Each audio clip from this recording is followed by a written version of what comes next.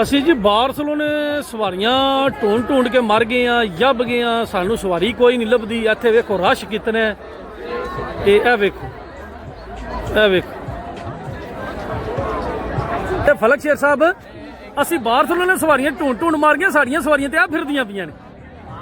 ਉੱਥੇ ਤੇ ਕੋਈ ਸਵਾਰੀ ਨਹੀਂ ਪਹੁੰਚਦੀ ਪਈ, ਤੇ ਸਾਰੀਆਂ ਐ ਨਹੀਂ ਆਈਆਂ।